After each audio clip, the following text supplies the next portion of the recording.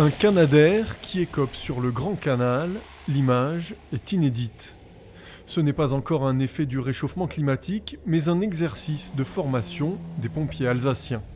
Car à quelques kilomètres sur la crête, en contrebas du petit ballon, une douzaine d'officiers attendent l'avion venu de Nîmes. Pélican 39 de Cosminster, donc on a un chantier dans le 200 de Münster pour à peu près 6 kilos. Entre le sol et les airs, il faut trouver des points de repère, un langage commun. Et quand on manque de pratique...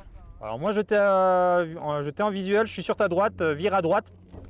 Ah, l'autre gauche alors. Ouais, autant pour moi. Nous, nos coordonnées sur notre cartographie ne sont pas les mêmes que les leurs, donc déjà ne serait-ce que pouvoir localiser le site. Ensuite, y a les moyens radio qui peuvent aussi être des fois moins efficaces, donc il faut éviter de donner des positions cardinales, on va utiliser plutôt des degrés et des distances. Donc effectivement, c'est des choses que nous, on n'a pas forcément l'habitude de faire, donc il y a toujours un automatisme à retrouver.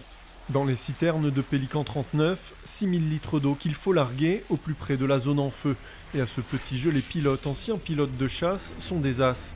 Le rôle de l'officier de liaison est donc de coordonner leur action avec les moyens engagés au sol. Alors quand on part en colonne de renfort, en fait, on est bien en renfort des moyens sur place. Par contre, on peut être utilisé en premier départ comme en renfort sur un feu établi. Et à chaque fois que l'on descend, on est censé pouvoir communiquer avec les avions et utiliser les avions en matière de sécurité ou même de travail. Chaque été, plusieurs dizaines de pompiers alsaciens partent en renfort dans le sud, en attendant que dans quelques années peut-être, ce soit les avions nîmois qui soient déployés sur les Vosges.